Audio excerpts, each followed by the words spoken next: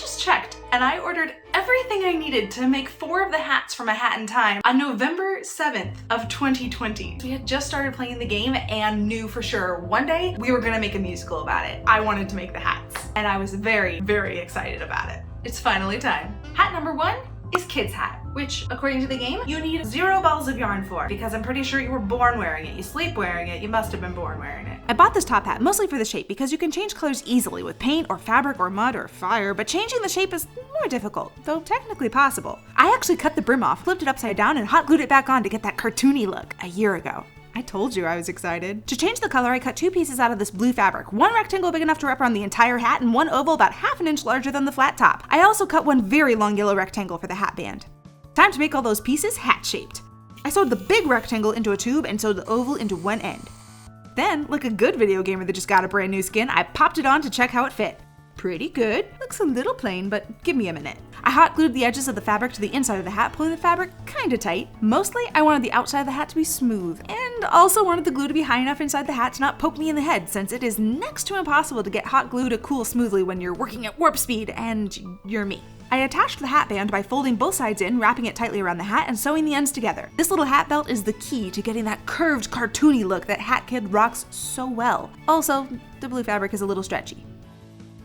Now let's make the sprint hat. Game says we need 2 balls of yarn for it. So I bought this cute visor and I printed out the wing shapes from the game. I tried a couple different sizes to make sure they were spectacular and dramatic, but I like this best. I cut that wing into 6 unique feathers, then cut each feather out of felt.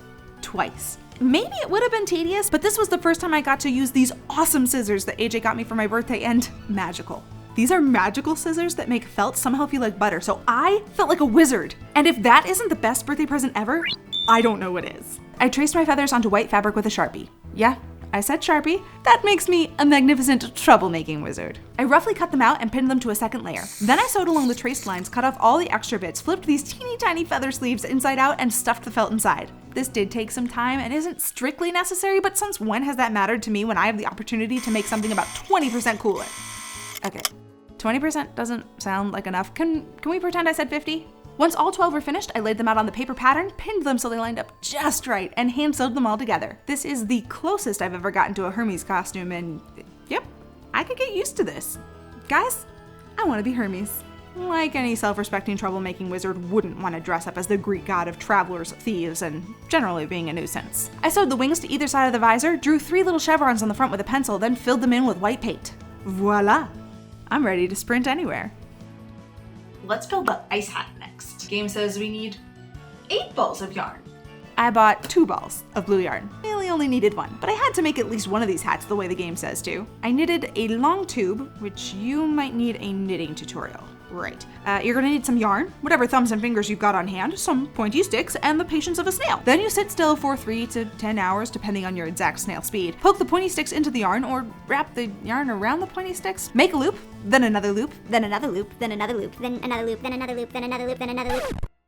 Okay, spoiler alert, there's gonna be about 2,500 loops. You might want to turn on the TV because this is just uninterrupted, incessant repetition. But we call it knitting because it's also fun.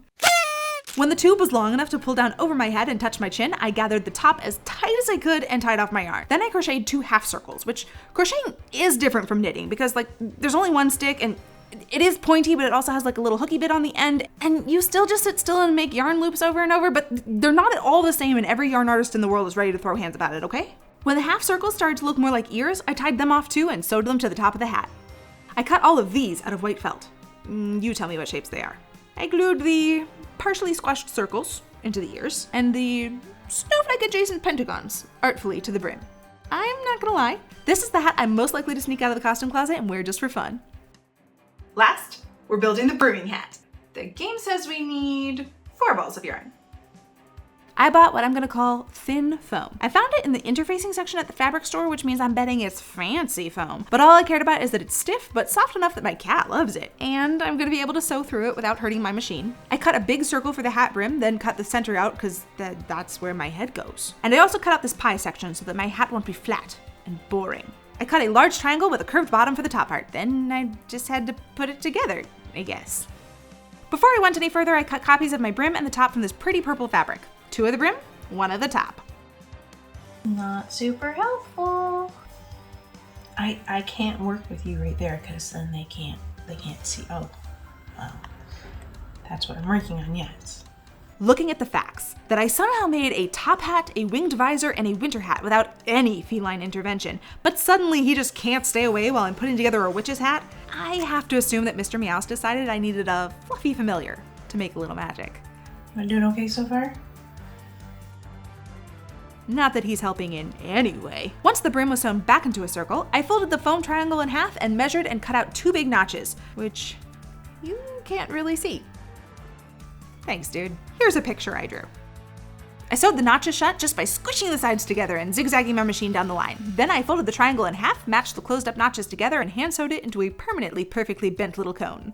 I sewed the top to the brim and yeah, that's exactly how it's supposed to fit. For the outer skin, I also pinned the triangle into a cone and the 2 brim pieces together at the outer edge, sewed them up as I had pinned them, then sewed it all together the same way as the foam. It came out looking a little weird because of the 2 brims, but psh, whatever. Also, it has no shape. We should fix that. I put the purple skin over the foam base and it looked like this. Absolutely excellent, if I'm bragging. I used clips to make sure the seam of the fabric stayed right on the edge, which is how I like to live my life. And I measured out 2 pieces of ribbon, one for the hat band and one to go around the brim. Then I sewed the yellow stripes into the orange ribbon. Tiny yellow stripes, sewn in individually. Would I do it this way again? Yep, I would. I mean, I did the feather sleeves, and I made those 2,500 loops, and can we just be mesmerized by the process like Mr. Meowth and pretend that this is somehow 50% cooler than gluing them, or painting them, or finding yellow and orange striped ribbon in a store somewhere? So many options, and this is what I picked. When the ribbons were ready, I sewed them to the hat. I found these little plastic vials online and I poured in a bunch of sparkly paint with some purple on top. I held back a little on the sparkle, but I have now learned there is no such thing as too much. I should have just given it everything I've got. I let the paint dry, then wrapped each vial in ribbon and glued them to the hat band. Now I am perfectly ready to do a little brewing.